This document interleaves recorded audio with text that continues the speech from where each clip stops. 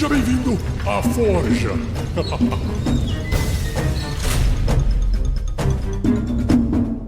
Uma produção RPG Next.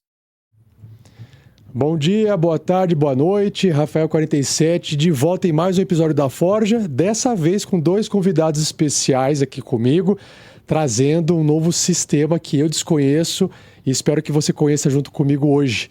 Primeiramente, fala, Thiago, tudo bem? Como é que você tá? Prazer, tudo bom. Nós temos o Thiago e o Fausto. E aí, Fausto? Opa, prazer, olá todo mundo, olá audiência, olá meus caros aqui compartilhando essa mesa virtual. Aqui muito animado para participar dessa conversa, poder falar mais sobre a Dark Entity e sobre o Stalker. Maravilha. Aqui no chat o Ramon MS já deu um alô, falou que vai tentar acompanhar. Qualquer dúvida, pergunte pra gente que a gente responde aqui no chat, tá bom, Ramon? Então vamos lá, pessoal. Stalker, eu não conheço esse sistema. O Thiago e o Fausto me apresentaram brevemente. A gente já estava conversando um pouquinho aqui. E contem um pouquinho a história de vocês. Vocês criaram uma editora chamada Dark Entity para poder publicar uma versão traduzida em português desse sistema. Foi isso que aconteceu? Se vocês quiserem contar um pouco do histórico, como é que vocês se meteram nessa? Acho que seria interessante para a gente poder entender o porquê que vocês escolheram esse sistema como um sistema interessante de ser traduzido para o português. Depois a gente pode entrar no que ele tem de diferente, o que chamou a atenção de vocês. Se vocês puderem contar um pouquinho dessa história para a gente poder saber um pouco desse background, seria legal. Beleza. Vamos fazendo um bate-volta então, Fausto. Tudo começou aqui na Irlanda. Eu moro na Irlanda ainda. O Fausto, no momento, está morando no Reino Unido. E nós temos um terceiro parceiro que ele estava morando também na Europa e agora ele está de volta no Brasil. Tudo começou, eu e o Fausto, a gente morava na mesma casa. É bem comum a galera que vem aqui para a Europa dividir casa, principalmente nos primeiros anos que estão aqui. E a gente montou um grupo de RPG. A gente jogava com uma boa frequência. Até que começou a dividir o grupo, porque os brasileiros aqui, eles vão se dispersando, né? Ou voltam pro Brasil, muita gente está aqui só temporariamente, só fazendo curso de inglês, e depois cada um segue a sua vida. Certo. E eu, o Fausto e o nosso outro amigo, o Rodrigo, a gente acabou criando um laço bem forte, e chegou alguns momentos que jogar RPG só nós 3. A maior parte da galera já tinha cada um seguido o seu rumo. E sempre que a gente jogava RPG, a gente gostava de ir acrescentando, incrementando algumas coisas. Começava com aquela house rule, né, a regra da casa, que muita gente usa. E depois a gente ia até ampliando o sistema. A gente gosta muito de gerenciamento de recursos. E um dos jogos que a gente estava jogando bastante era o Legend of Five Rings. Ele é muito bom, mas ele não tem um sistema de gerenciamento. Então a gente começou a implementar e a gente começou a pensar, e se a gente criasse sistema de gerenciamento para alguns RPGs que a gente gosta? Quando vocês falam sistema de gerenciamento, Thiago, o que é exatamente esse sistema de gerenciamento? Para gerenciar o quê? Bom, exemplificando nesse jogo mesmo, não é um jogo que é feito para você administrar uma cidade, por exemplo. Mas acabou que a história e os nossos personagens meio que foram caminhando nessa direção e a gente meio que tomou o poder da cidade. Só que o sistema não é preparado para isso, então a gente queria uma forma de fazer comércio com outras cidades, expansão da cidade. Entendi. Algo para você gerenciar algo além do personagem, é isso? Não só ficar controlando Exatamente. O personagem. Entendi. Legal. E aí vocês... Continue. E aí a gente ficou com essa vontade e começou a pensar em levar isso não só para esse sistema, mas para outros. E até usar isso de forma comercial também num futuro. Acabou que depois essa história morreu um pouco, ficou um pouco dormente. E um tempo depois... Fausto, se você até quiser entrar com essa parte que aí no comecinho eu não estava tão presente, a gente cogitou a ideia de fazer o nosso próprio RPG, não só a parte de gerenciamento, mas no início eu estava muito ocupado e ainda estava muito imaterial a coisa, então eu não entrei tão fundo. Mas aí o Fausto e o Rodrigo começaram. E aí, se quiser falar um pouquinho do início do Forsaken, Fausto. Sim. O Rodrigo, ele me contatou pedindo ajuda para desenvolver um universo dele e um RPG, que originalmente dele é chamado Forsaken Paradise. E conforme começamos a desenvolver esse mundo, né, e estudando a potencialidade de torná-lo em um produto disponível, né, para o mercado de RPG, logo acompanhando, cresceram de forma conjunta as complexidades administrativas e também do próprio processo criativo, porque começou a se tornar um mundo muito grande, em que tipo, as nossas canetas mesmo, tipo assim, não precisam colocar nenhuma energia material, né, para construir um mundo, mas só escrevendo. Mesmo assim, estava sendo um trabalho muito complexo. E o Rodrigo, como um dia conversou comigo, a gente discutiu a ideia de chamar o Thiago de novo, né? Porque a gente gostaria muito que participasse com a gente, e nós três temos, percebi, né, que o mestre é o Legends of the Five Rings, né? E eu percebi que nós três temos uma ótima sinergia para criar histórias. E a gente utilizou essa sinergia, né, e nossos diferentes approaches, etc., para criar um mundo do Forsaken Paradise. E agora, o Forsaken Paradise, ele não tem, ele tem um pouco, você pode apreciar um pouco das artes que já foram desenvolvidas no nosso website. E o Thiago, né, ele tá responsável por uma parte da construção do mundo, eu mesmo estou responsável de outra e o Rodrigo outra. Aí, conforme esse tempo todo, nós tivemos basicamente como se fosse um pintor, né?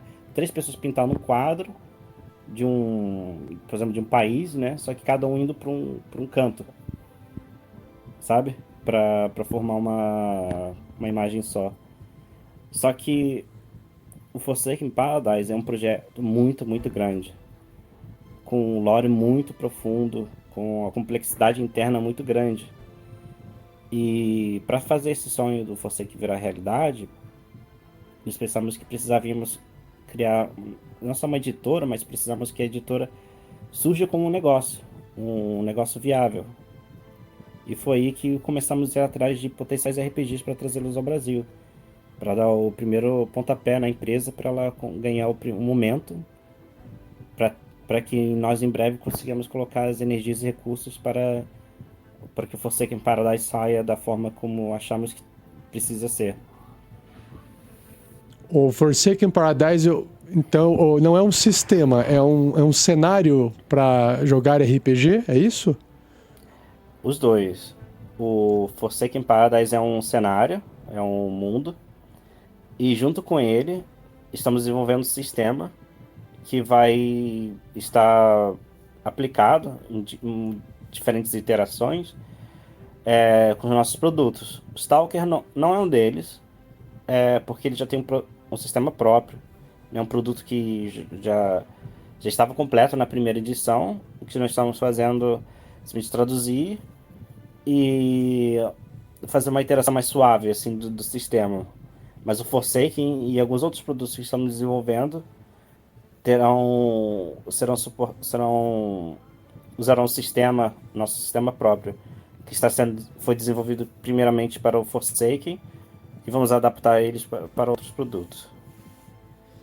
E o Stalker então não tem a ver com o Forsaken Paradise. Ele é só um sistema que vocês pegaram para traduzir, negociaram a licença para poder traduzir em português e vender no Brasil. É isso? Exatamente. Sim.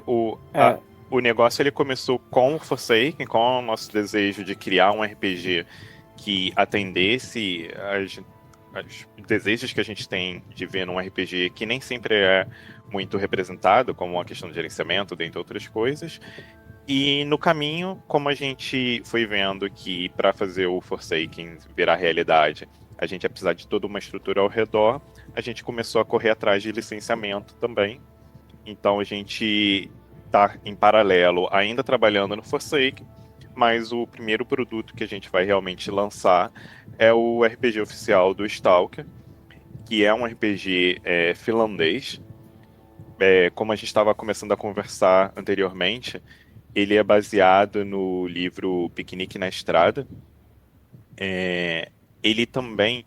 Muita gente conhece o nome Stalker pelo shooter, que é Stalker com pontos entre cada letra. Inclusive o nome foi escrito dessa forma, porque na verdade quem fez o shooter não tem autorização da fonte original para lançar. Então eles tiveram que meio que dar uma distorcida no nome com os pontos para poder não quebrar a marca. Mas quem fez o RPG mesmo oficial do Stalker tem autorização, tem licenciamento tudo direitinho da marca. E essa parte aí, se você quiser também falar um pouco mais, Fausto, você que curte mais o Piquenique na Estrada, tá mais por dentro da ficção científica russa. Piquenique na Estrada é um livro de romance, é um livro do quê? De história? É um documentário? O que é esse Piquenique na Estrada? É um dos principais livros de ficção científica lançados em língua russa, pelos irmãos Strugatsky. E esse livro influenciou muitas outras mídias e obras. O videogame, obviamente, é uma delas. Mas no mundo dos videogames, é basicamente um estilo de jogo hoje em dia, que é tipo o jogo o Extraction Shooter, né? Uhum. Que você tem uma zona de exclusão e você tem os Stalkers, que são assim, pessoas assim, marginais ali, que estão ali naquela zona para viver nela, né, por N motivos. As variações dessa fórmula, né, vão desde que a original, que é um lugar de atividade não sobrenatural, né, mas alienígena, digamos assim, coisas assim, coisas que desafiam as leis da física. Há outros, tipo, por exemplo, Escape from Tarkov, que são casos mais naturais, digamos assim. Mas é a receita de que aconteceu alguma coisa num perímetro grande, né? E esse lugar é fechado e você tem essas pessoas, né? Que são tipo a margem, entra de forma clandestina nessa zona para cumprir algum objetivo. No entanto, o livro o Piquenique na Estrada, né, ele se alinha muito ao estilo da literatura russa, né, da tragédia das escolhas morais. Por exemplo, como se traduz, por exemplo, no Stalker, no filme, feito pelo um dos maiores feitos do cinema russo, o diretor Tarkovsky.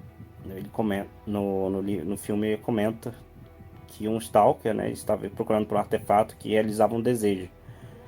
E esse Stalker, ele passou por essa aventura difícil de sobreviver, né, e encontrar esse objeto, e ele tudo que queria é ressuscitar o irmão que faleceu. Mas quando ele encontra o objeto, ele fica rico. Porque, na verdade, o que ele mais queria era ficar rico. Não era ressuscitar o irmão. E ele fica em uma depressão assim profunda, destrói a alma do cara, basicamente. E esse é tipo o flavor das histórias do Stalker. As escolhas morais, normalmente, as escolhas são feitas pensando que elas são a melhor opção moral naquele momento, mas as consequências dela fazem você repensar daquela escolha. Isso vai desde o próprio estilo de vida, de ser um stalker, de viver ali de forma clandestina e a morte está em qualquer esquina, as escolhas que você vai ter que fazer ali para sair vivo. Legal. Então, e assim, existe uma discussão que o pessoal às vezes fala que o sistema de RPG importa, né? Então, por exemplo, eu quero jogar Dungeons and Dragons, mas eu não quero que tenha combate. Talvez você tenha que escolher um outro sistema, não que não dê para jogar qualquer RPG do jeito que você quiser, mas os sistemas eles são pensados muitas vezes para entregar uma experiência de jogo. Se você quer uma experiência diferente, talvez um sistema diferente tenha que ser procurado. No caso do Stalker, se vocês fossem vender o jogo, é para quem gosta de jogar RPG de que forma? Bom, o Stalker, ele é um survival horror. É, Você é lançado numa zona totalmente hostil. Só dando um básico background do cenário, nesse cenário é um universo semelhante ao nosso, mas aonde alguns anos atrás teve um evento que é chamado de A Visitação. Nesse evento, ninguém sabe exatamente o que ocorreu, mas tiveram muitos avistamentos de objetos não identificáveis, então é assumido que teve uma visitação alienígena.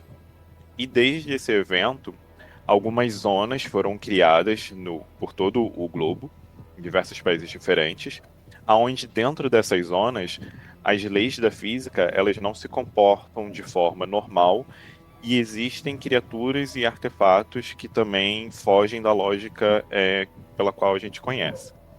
Aham. Então, as pessoas que se aventuram nessas zonas são os chamados Stalkers, que eles são uma espécie de mercenários e marginalizados ao mesmo tempo. Eles podem ter diversos propósitos dentro dessas zonas. Boa parte das vezes é para resgatar esses artefatos que podem fazer de tudo. Tem realmente artefatos que fazem coisas totalmente inexplicáveis. Tem, por exemplo, uma lanterna que você acende e aonde a luz dela toca, mata tudo que tem ali.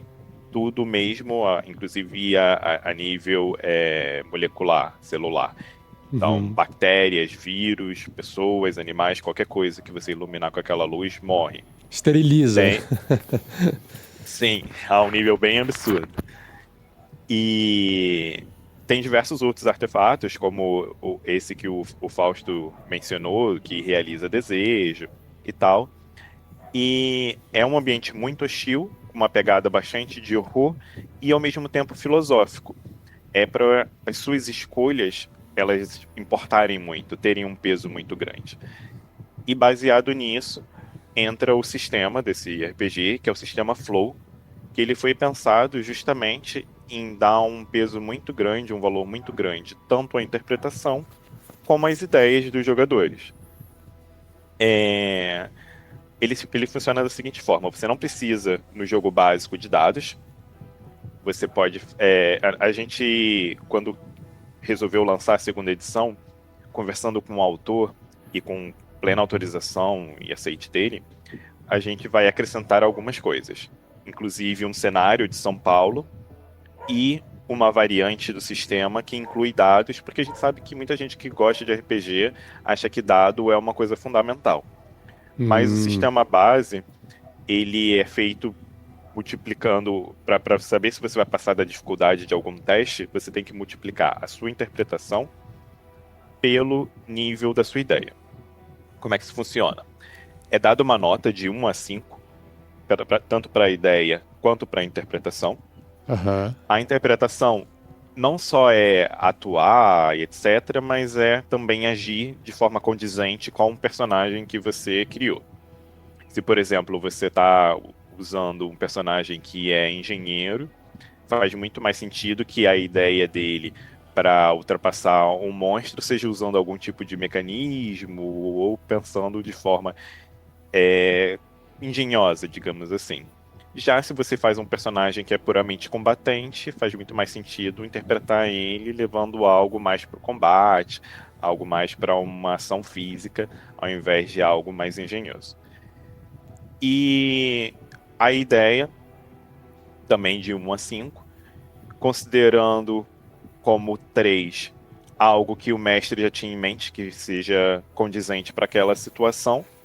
Se for algo que o mestre não tinha considerado, ou o jogador foi além, fez algo muito bem elaborado, 4. Se for uma ideia brilhante, 5. Então, Quem, se, por quem exemplo, faz esse julgamento de 1 a 5 é o mestre, não os É o jogadores. mestre. Sim, é o mestre. Tá. Tem diversas regrinhas que o mestre pode usar como auxílio para dar essa nota também. Mas, de forma geral, o mestre pode simplesmente usar o bom senso mesmo para poder identificar essa nota de 1 a 5.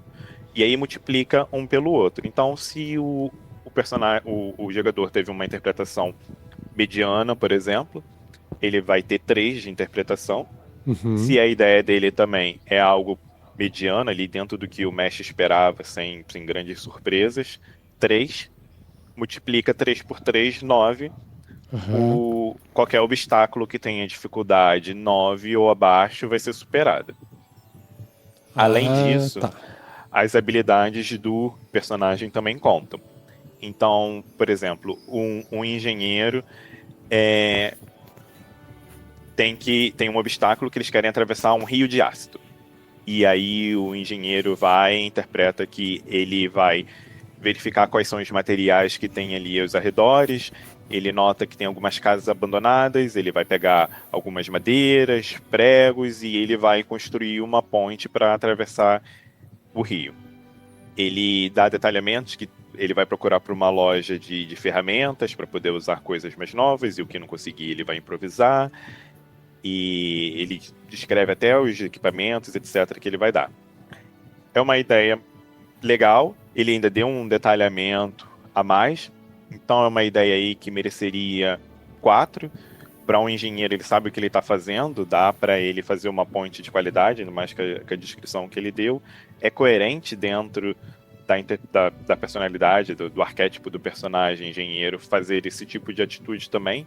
Então a interpretação seria um 3, um 4. E além disso, entra a habilidade.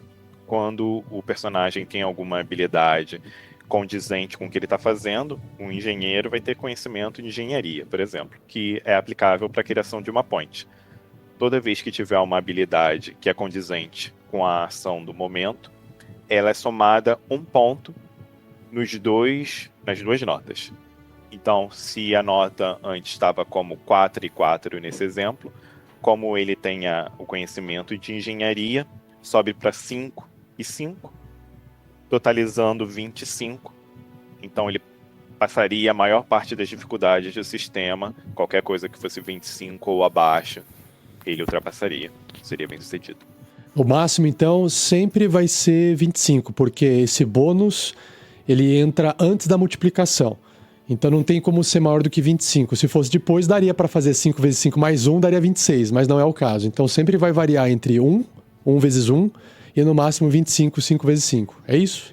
Não, na verdade vai até 36, porque a nota vai de 1 a 5, mais a habilidade. Então se tiver a habilidade, se a ideia foi perfeita, foi excelente, e a interpretação também foi perfeita, excelente, daria 5 e 5, mais 1 ponto da habilidade entrando em cada lado, vai a 6. Então, porque aí entra 6 vezes 6. Isso. Correto. Entendi. Agora entendi. Tá. Caramba! Mas aí ele pode ter outras habilidades entrando? Não. Aí ele só vai entrar uma vez só esse 1 e vai no máximo 36, então. Isso. Independente, mesmo que no contexto duas habilidades diferentes poderiam encaixar, ainda assim é limitado a uma habilidade para entrar nessa pontuação.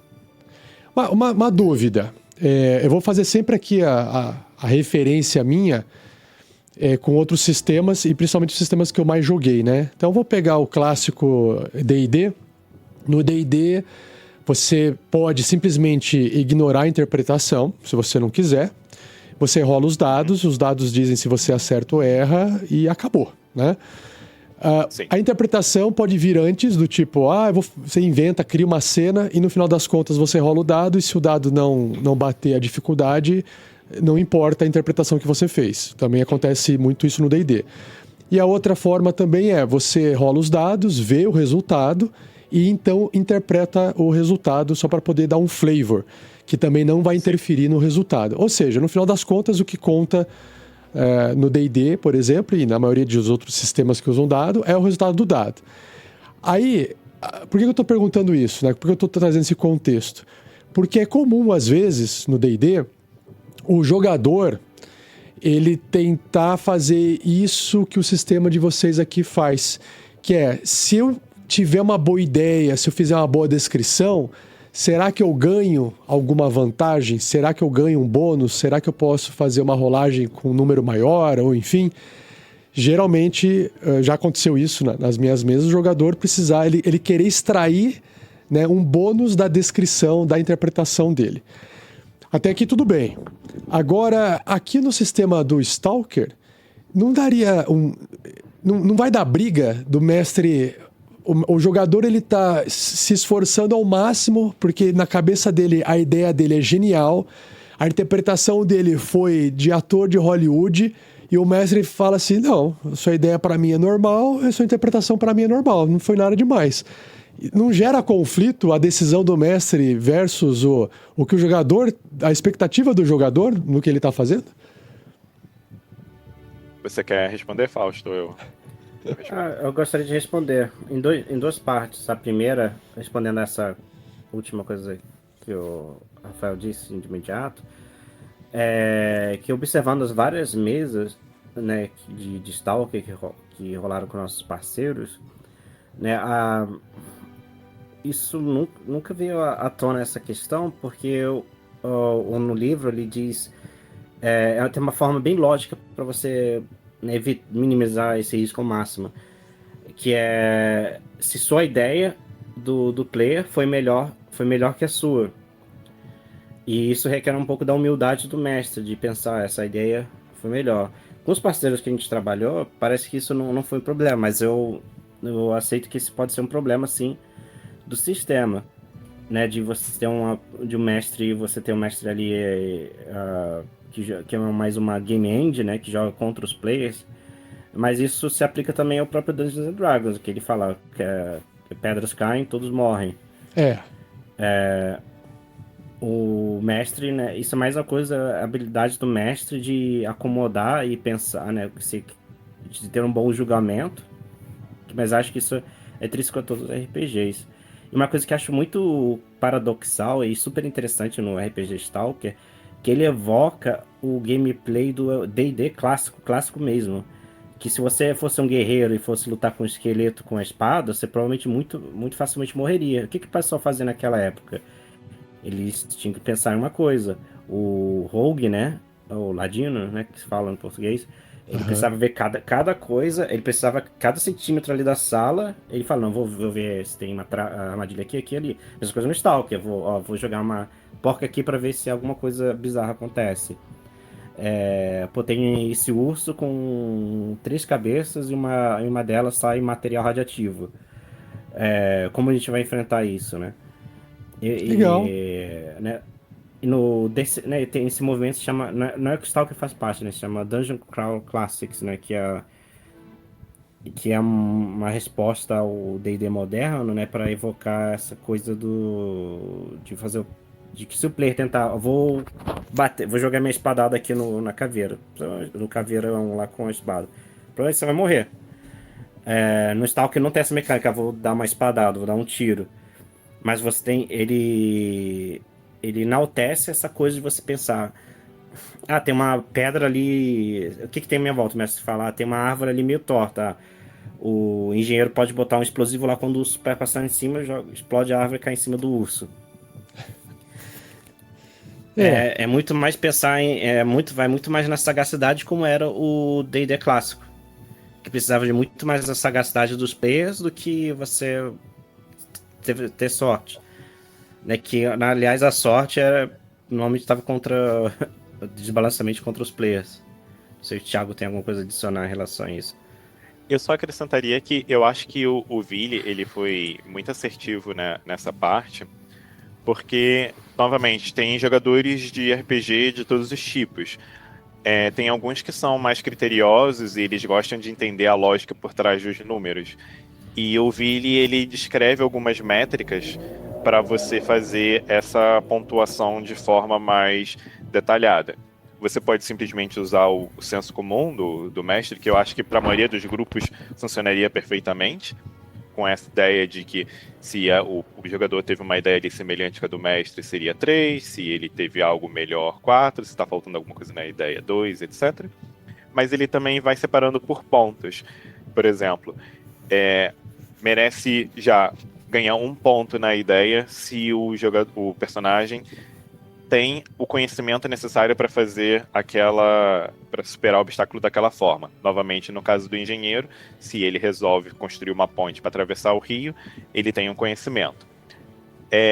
O personagem tem a ferramenta necessária? o engenheiro anda com a mala dele ali de ferramentas e ele falou que ele ia procurar uma loja ali de ferramentas também, ia procurar os materiais na área. Então ele tem o equipamento necessário para a ideia.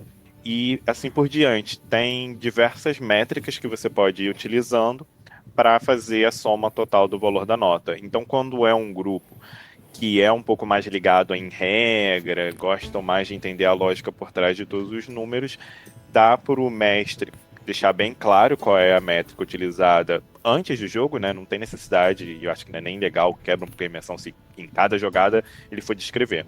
Mas antes ele explica para os jogadores quais são as métricas utilizadas, e aí o mestre utiliza essas métricas para poder dar todas as notas no decorrer da jogatina. Então, como qualquer outro RPG, na maior parte dos casos, nós temos dois momentos. O momento em que, no sistema, na questão de ação, né?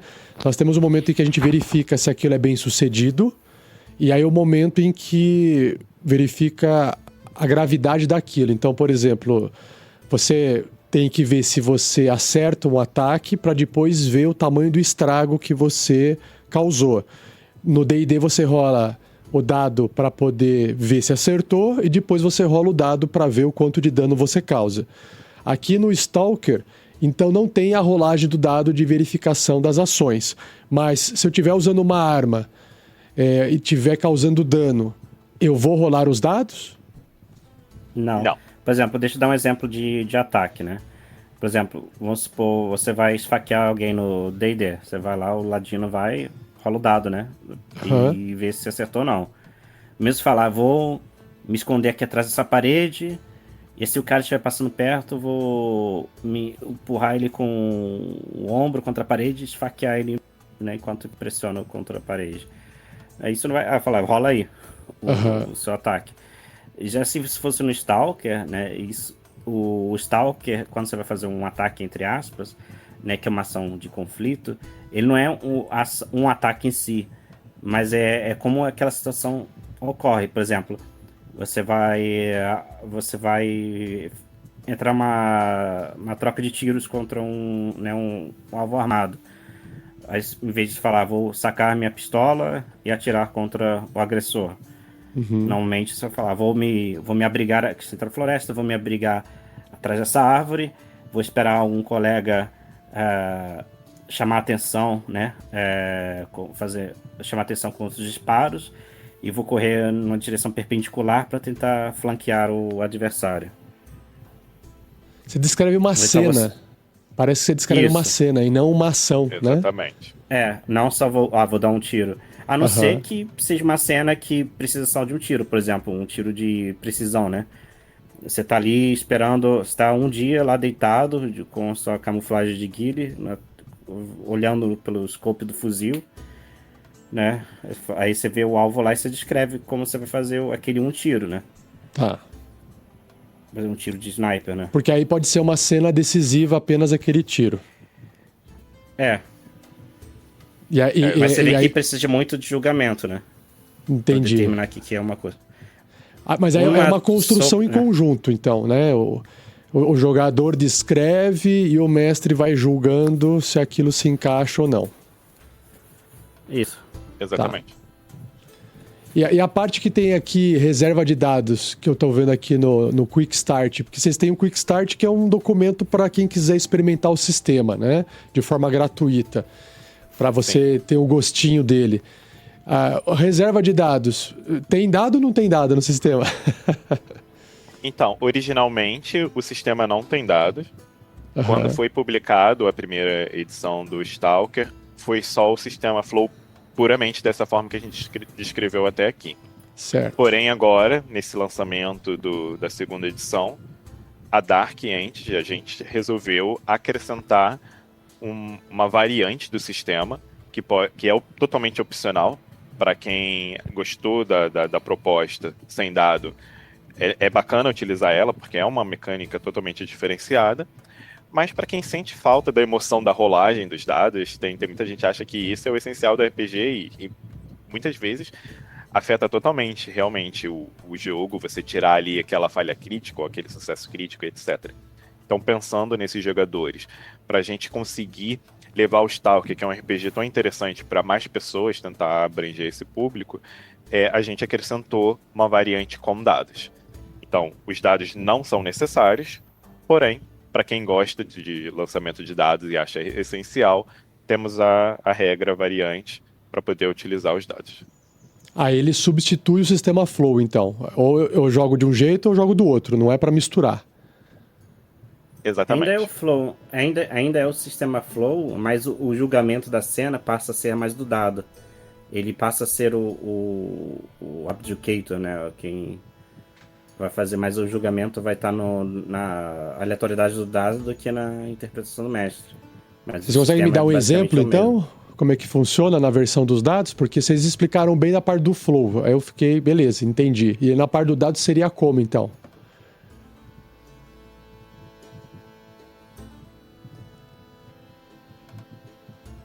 Eu tô sem o PDF aqui, se o Thiago quiser comentar aí com a página, para quem quiser acompanhar. Se você quiser ir lá para a página 29 no PDF, Tô aqui nela. aí tem a descrição de como funciona o sistema com dados para o jogo.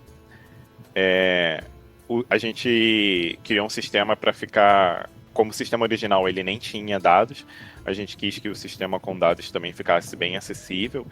Então ele usa simplesmente dados de 6 faces, que é o dado mais comum, todo mundo tem em casa, mesmo quando não é jogador de RPG, não muito tradicional, não tem aquele kit completo. Sim. E... Se quiser que eu leia aqui também, não tem problema. Eu posso ler aqui, porque é uma página só, né? Sim. Se quiser ler pra galera... Vamos ver aqui, ó. Sistema alternativo, utilizando dados em Stalker RPG. Apesar de todo o universo de Stalker ter sido desenvolvido para ser jogado com o sistema Flow, sem atualização de dados, a utilização, nós entendemos que alguns apaixonados por dados gostariam de uma alternativa. E foi pensando nisso que a gente da Dark Entity, em colaboração com a Burger Games, trouxemos essa inovação para o universo de Stalker. Aí o sistema inteiro é extremamente simples e tão rápido quanto o sistema sem dados, mantendo assim a essência da obra do Ville Vourella e a sua integridade, deixando o jogo intenso e focado no que importa em um RPG, representação e criatividade. Então, sobre as rolagens, todas as rolagens ocorrem com uma reserva de dados de 6 faces, onde essa reserva de dados é composta por 4 parâmetros principais.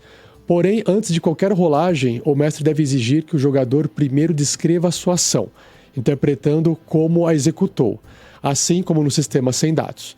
Mas na regra alternativa, o mestre define o número de dados que o jogador rolará, seguindo a lógica abaixo.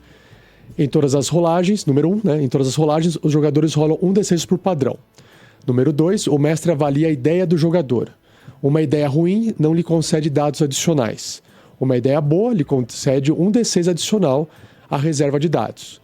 E uma ideia muito boa lhe concede 2d6 adicionais à reserva de dados. Ah, legal. Ele lembra um pouco o fiasco que você podia colocar dado na ideia do outro jogador. Caso o mestre julgue a ideia excepcional e única, ele pode conceder 3d6, mas nós desencorajamos o uso frequente dessa mecânica. Aí, número 3, o mestre então avalia a interpretação do jogador, assim como na avaliação da ideia. Uma interpretação ruim não lhe concede dados adicionais, mas uma interpretação boa concede 1d6 e muito boa 2d6 adicionais. Da mesma maneira, caso o mestre julgue a interpretação do jogador digna de um Oscar, ele pode conceder 3d6, em casos excepcionais. Por fim, no número 4, o mestre determina então a dificuldade da rolagem. Rolagens difíceis é menos 1d6 na reserva de dado, muito difícil, menos 2d6, impossível, menos 3 e anomalia, menos 4d6. Então o jogador rola o número final de dados acumulado em sua reserva de dados e analisa os resultados que obteve. Ele precisa de qualquer resultado, 5 ou 6, para obter um sucesso. Um sucesso representa um sucesso com complicações, 2 sucessos representam um sucesso completo, 3 sucessos ou mais representam um sucesso incrível. Aí ele se compara com sistemas de storytelling, né? Vampiro, lobisomem, que você tem que tirar um número no dado, né? Sim. Ah, legal. E só que aqui é fixo. A essência do Flow. A essência do flow continua ali, que ainda assim o cara não devolve para que vou dar um tiro nesse esqueleto, vou dar uma Aham. espadada nesse esqueleto. Ainda assim, ainda a interpretação ali, né, o flow ali ainda continua. Sim, porque O ainda sistema tem de o dados. julgamento do mestre sobre a interpretação e sobre a ideia, né? Sim, A diferença é que o sucesso, ele não é só resultado da multiplicação daqueles números, mas ele tem a ver com a sorte dos dados também, né? Então você transfere um pouco da... Porque às vezes o mestre pode ter falado, não, isso aqui é muito difícil, a sua ideia não foi boa, a sua interpretação foi fraca. Mas mesmo assim, o jogador tem a chance de tirar um 6 no dado e ser bem sucedido, né? Isso mesmo. Coisa que não aconteceria no sistema Flow. Se a dificuldade lá é 10 e o cara teve uma ideia muito ruim, uma interpretação ruim, ele não consegue passar, certo? Não tem jeito, né? Sim, o fator sorte e ele se torna relevante com os dados. O que eu observo analisando, existem jogadores de RPG que têm dificuldade em interpretar. Eles têm dificuldade, principalmente o pessoal que começa, o pessoal que é mais novo, que é muito, às vezes, o pessoal que veio lá do videogame onde ele aperta um botão e as coisas acontecem e ele só toma a decisão do que ele quer fazer. Ele diz o que ele quer fazer, mas ele não interpreta. Então, talvez para um jogador que está ali com dificuldade de interpretação, o que resta para ele é ter sorte no dado. Porque se ele nunca interpretar direito e ele sempre for penalizado por falta de interpretação, ele não consegue obter bons resultados, né? Então eu acho interessante sim. ter essa versão. Sim e não, porque nessa nota da interpretação, claro, se o cara interpreta nível de Oscar, ele vai ganhar a pontuação máxima. Mas para ganhar a nota mínima, por exemplo, 1, além dele ter feito uma interpretação muito seca, ter falado, eu vou simplesmente pular o rio. Acabou, não falou mais nada. Uhum, tá. Entra a questão, ele só vai ganhar 1 se ele não se esforçou nem um pouco para interpretar e o que ele descreveu ainda não vai de encontro com o personagem. Se ele pega um personagem que é engenheiro e ele fala que ele vai correr e pular o rio. Não tem nada a ver com o que um engenheiro tentaria fazer para superar o rio e ainda assim ele não descreveu, não se esforçou. Aí tudo bem, aí mereceria uma nota 1 de interpretação. Mas se ele faz o basiquinho, já garante. Se ele não faz nada errado, digamos assim, já garante o 2. Se ele faz o básico da interpretação, é um 3. E aí o 4 e o 5, que é realmente favorecendo quem se esforça mais, quem realmente dá o sangue ali, sabe, pela interpretação. Legal. E aí vocês estão falando bastante do engenheiro, né? Engenheiro, existe classe, profissão. Aqui, se eu vou montar um personagem no Stalker, eu tenho essas opções de escolher sei lá, um estereótipo, alguma coisa assim. O engenheiro é uma delas. Sobre os personagens, vocês podem falar mais os tipos de personagem? Porque aqui nas páginas, por exemplo, 13, a partir da página 13 em diante, eu tenho aqui o Kizar, depois eu tenho o Pardal, depois eu tenho o Professor, o Desgraçado, a Furadeira, e é isso. Isso aqui são personagens prontos para eu poder jogar, ou isso aqui são já as classes que tem para escolher? Eles são personagens prontos, mas cada um representando uma função na equipe. Paulo, se você quiser falar um pouquinho sobre as diferentes funções. Agora que eu vi aqui, ó, o Kizar acho que é o nome, embaixo tá assim, ó, classe, chefe. Aí a classe dele Isso. é chefe, então. Agora entendi. Isso. Exato. Eles têm meio que esses codinomes, sabe?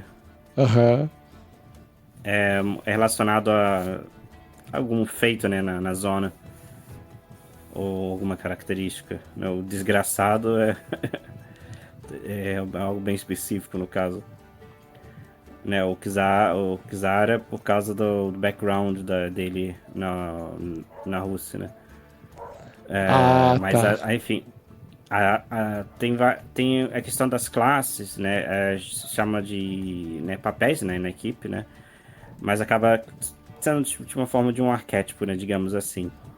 Né, temos o líder, né? Ele ele não só costuma ser, obviamente, a pessoa mais adaptada a encorajar, a manter a saúde moral ali do grupo, mas também, às vezes, tem muitos contatos. Por exemplo, o personagem do Kizar tem muitos contatos, né, e usa esses contatos para sua vantagem. Tem o engenheiro, por exemplo, é o que a gente chama de gambiarra. Não é um engenheiro, né, necessariamente, digamos assim, o cara é sei lá, um engenheiro civil. É alguém que constrói, repara coisas. É o MacGyver. Eu fiz uma vez um gambiarra. É o MacGyver, Exatamente. exatamente. Pode ser um cara, tipo o tiozinho que mexe em carro, né, a vida toda. Ou pode ser o cara que constrói hidrelétrica.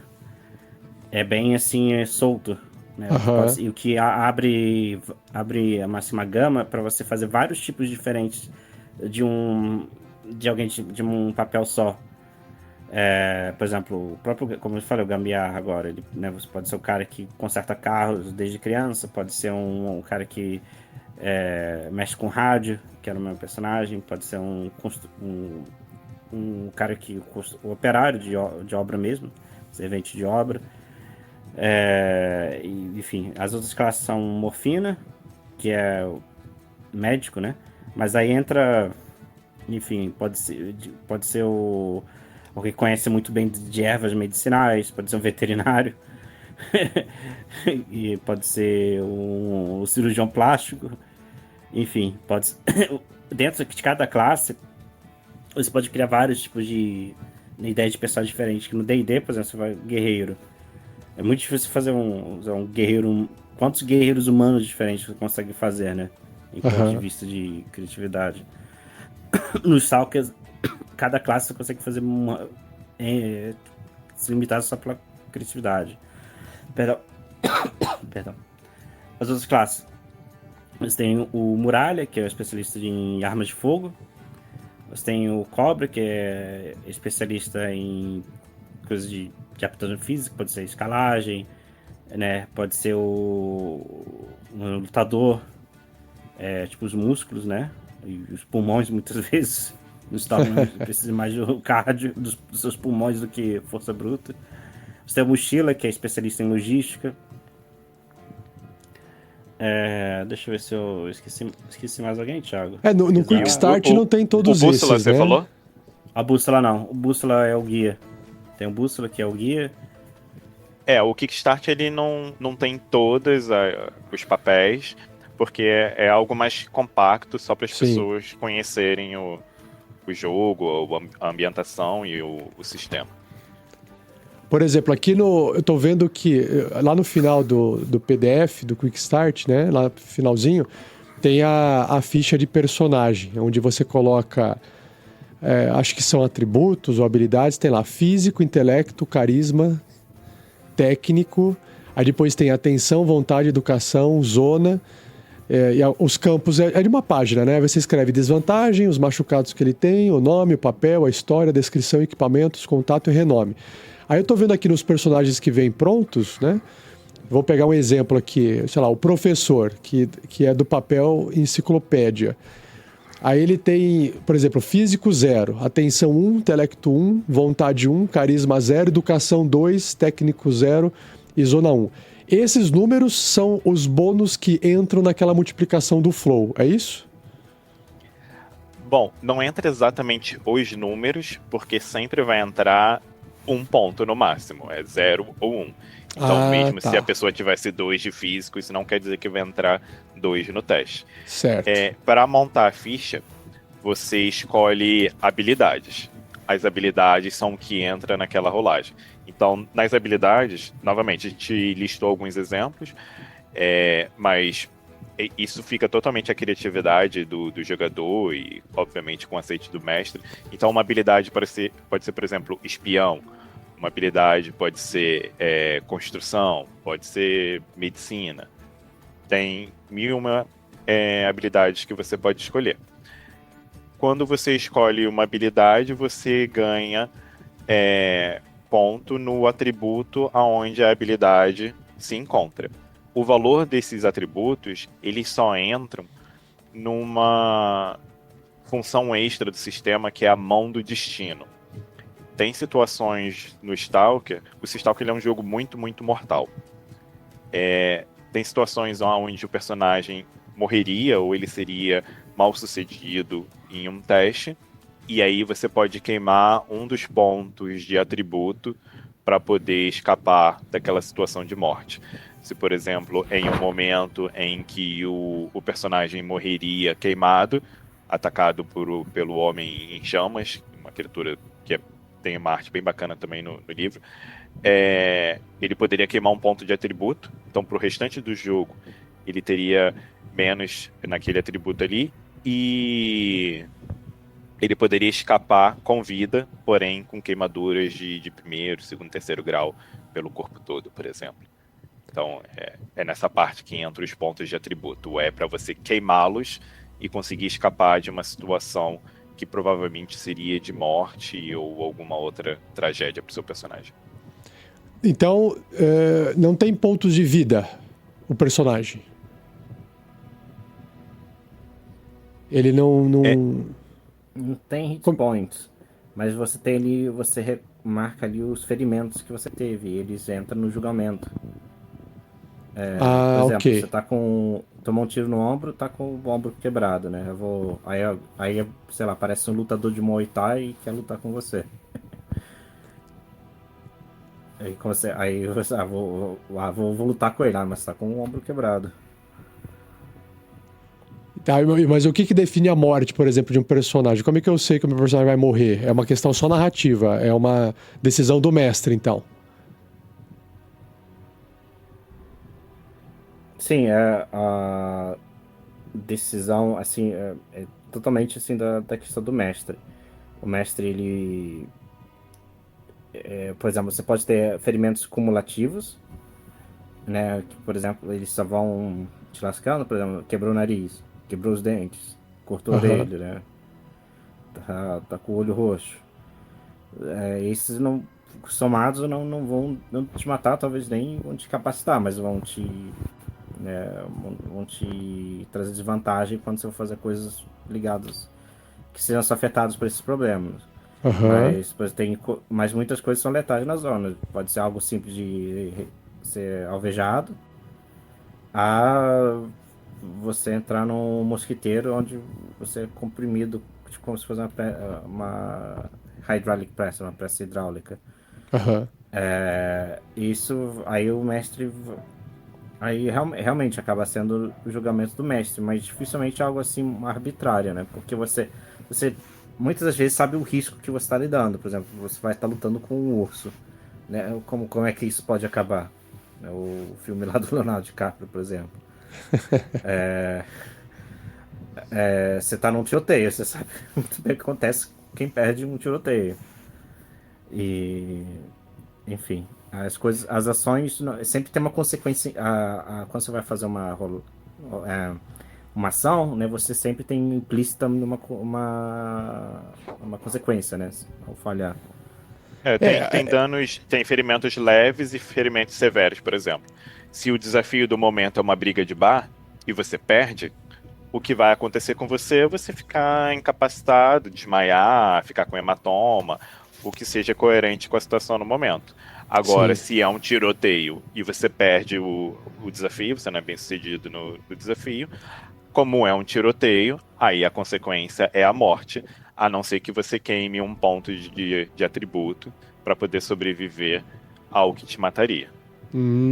É porque o sistema que eu percebi, ele tem um foco narrativo, então o foco é contar a história, né?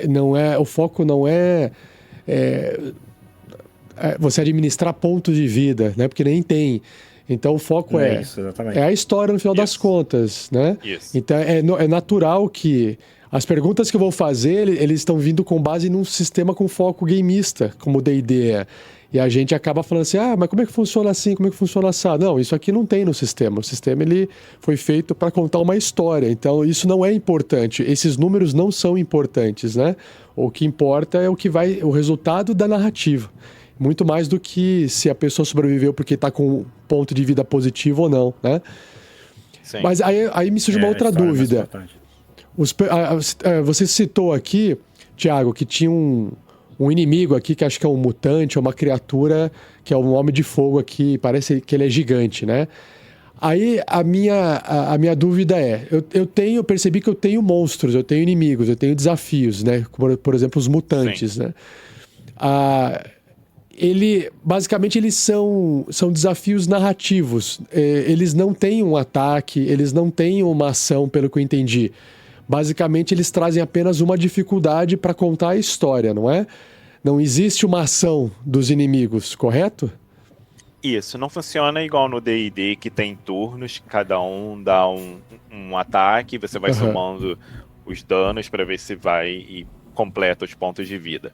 Que aí no D&D até entra num dos meio que memes que existe, que é tá um grupo lutando contra um dragão, o guerreiro pegou a espada, enfiou no olho do dragão, deixou ele com um ponto de vida, se chegar depois um halfling e morder o rabo dele, o dragão morre. Uma coisa que não tem o menor sentido, mas simplesmente se você for fazer o cálculo do dano, se chegar no 0 de ponto de vida, o monstro morre. E os personagens, se eles têm 100 pontos de vida, tomaram 99, eles estão 100% bem, não tem nenhum problema, nenhuma desvantagem. Aí se eles vão e tropeçam, pronto, ganhou, tomou um ponto de vida, morreu. Não, nesse sistema não é assim. Quando tem as criaturas no Stalker, novamente, é um sistema muito mortal. São criaturas que a maior parte das vezes não é para você enfrentar, pelo menos não tradicionalmente. Se aparecer essa criatura para você, se você tentar pegar uma espada e ir lá cortar ele, você vai morrer com certeza. Não é feito para você fazer isso. Você tem que procurar uma solução criativa, tentar usar o cenário e os conhecimentos do seu personagem para conseguir geralmente escapar dessas criaturas, ou em algumas raras situações você pode tentar usar ali o ambiente para poder realmente matar elas, mas geralmente você só quer sobreviver. Então, Você tá legal. casado. Só queria comentar que você está casado com a essência do Stalker, que assim, você pega, por exemplo, nos Estados Unidos, os aliens em histórias de ficção científica dos Estados Unidos, né, eles vêm para destruir a Casa Branca em Nova York.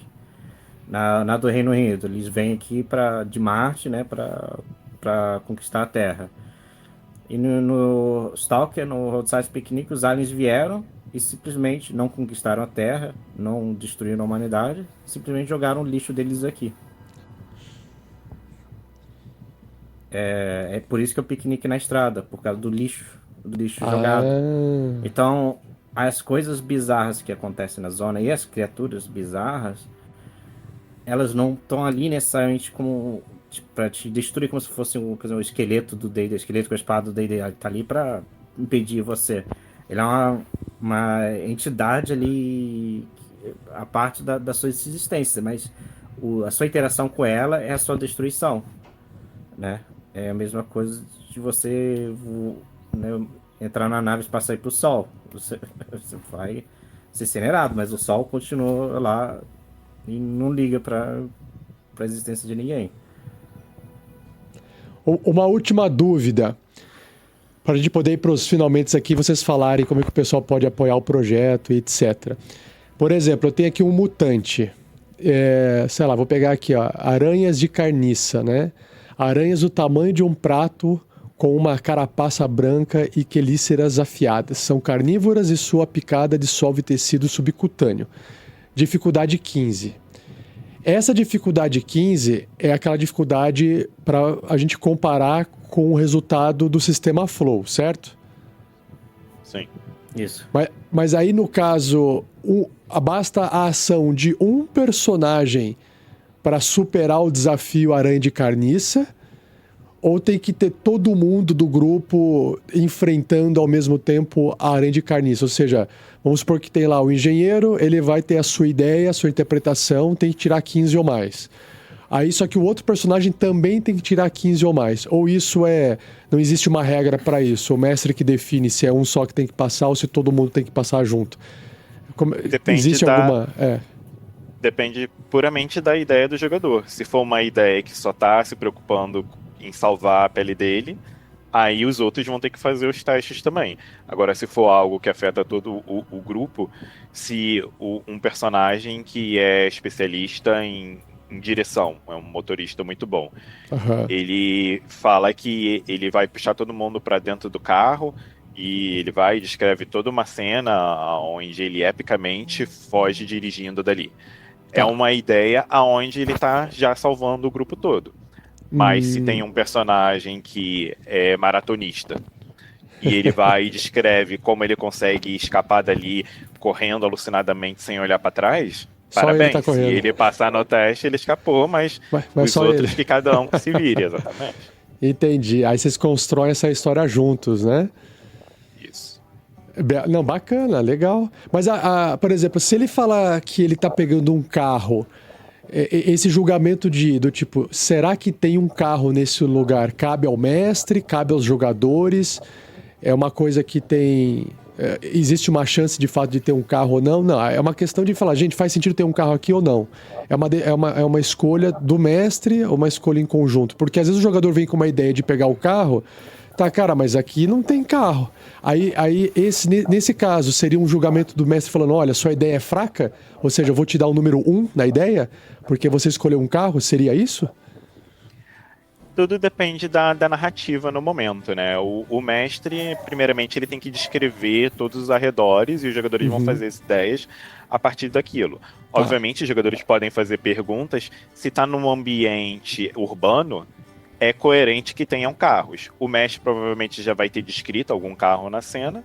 E se ele não tiver descrito, mas é um ambiente urbano, os jogadores podem perguntar, tem algum carro próximo a mim? Ou algo do gênero.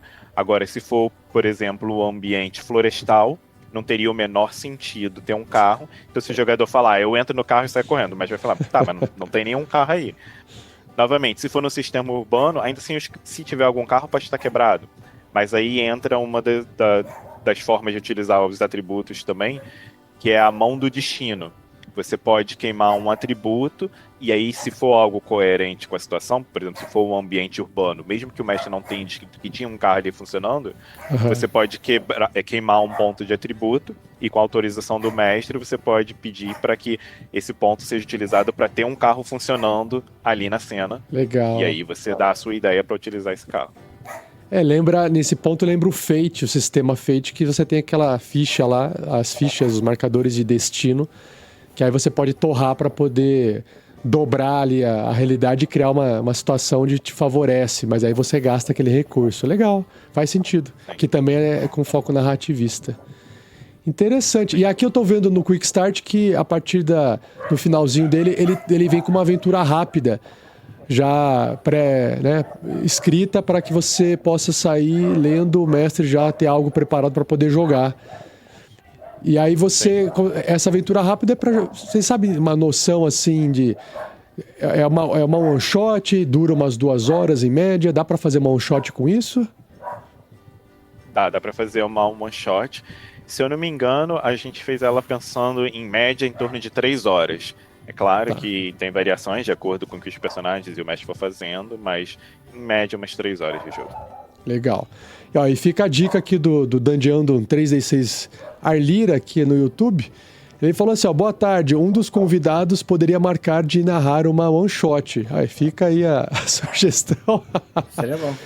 De repente vocês falam assim, Rafael, a gente consegue aqui, a gente vai preparar aqui uma one shot. Quem que tá a fim de jogar com a gente? A gente consegue movimentar o pessoal do RPG Next ou até fazer um convite para padrinhos e madrinhas.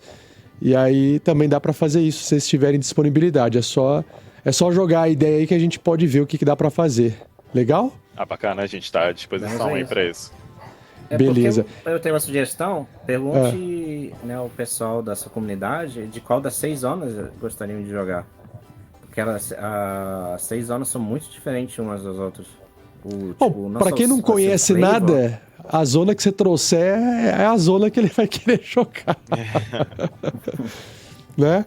Você fala assim, vamos escolher essa zona aqui, beleza? O que tem pra hoje eu tô dentro. O pessoal que quer ser jogador, eles aceitam o que vier. Não, legal, pessoal. Então, pra gente poder encerrar aqui, você tinha me passado uns links, né, Thiago? Conta pro pessoal... Sim. Onde que eles podem entrar, o que que eles podem fazer, o que que vocês estão trazendo aqui para o Brasil como a editora para o pessoal? Bom, nesse processo aí que a gente contou um pouco no início, a gente começou com o nosso objetivo de criar o nosso RPG e no meio do caminho a gente acabou seguindo o rumo de se tornar uma editora. A gente está tanto focado em trazer materiais de fora que antes não tinha em português e os brasileiros não tinham acesso, como nós também queremos materiais autorais de brasileiros e levar para o mundo. Então essa é a outra face também da nossa editora. A gente quer mostrar para o mundo que o brasileiro tem muita criatividade, faz um material de muita qualidade e infelizmente atualmente nem sempre os brasileiros conseguem essa oportunidade de mostrar a capacidade deles para o mundo. A gente quer fazer essa ponte. A gente usa principalmente o Instagram para poder atualizar os nossos seguidores sobre o que nós estamos fazendo, qual é o projeto do momento. A gente está focado no Stalker agora, mas já tem várias outras coisas encaminhadas, outras IPs aí que a gente já tem contrato assinado, inclusive uma que vai ser lançada ano que vem. Já é uma série de livros, já tem um filme e um segundo filme vai ser lançado ano que vem. Então a gente fez um acordo com essa IP, a gente não pode dar muito detalhe ainda, mas nós fomos contratados para fazer o RPG, já tem os livros de literatura e o filme, e a gente vai criar o RPG dessa IP. É uma IP que é bem bacana, eu acho que a galera vai gostar bastante também. E nós temos o nosso site, que também é um dos links que eu te passei, e a campanha do Catarse para o lançamento do Stalker no Brasil.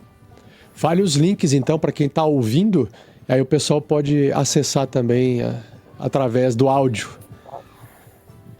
O Instagram qual que é? Dark Ant Editora, @DarkAntEditora. Beleza. Só abrir aqui para eu não acabar passando. É com Y, Dark de escuro, né? Dark com K, Entity com Y, ENTITY, entidade sombria, né? Isso, das trevas. Das trevas, Dark Entity. Esse é o Instagram de vocês. Vocês falaram que tem o site, que também, como é que é? O site é www.darkentity, também escrito da mesma forma, grupo em inglês, GROUP.com. E para ver a parte específica do Stalker, se quiser, pode botar /pt/Stalker. Beleza, Stalker se escreve STALKER, Stalker. E esse é o segundo link. E o terceiro link qual que era?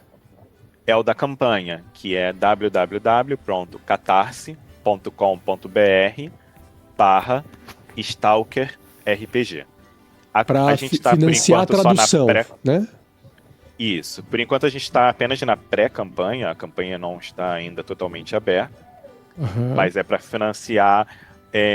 Nós vamos fazer níveis de financiamento, mas será para financiar, a princípio, o lançamento dos PDFs, traduzidos, obviamente, com o livro base, o livro do mestre, livro do jogador e alguns materiais extras.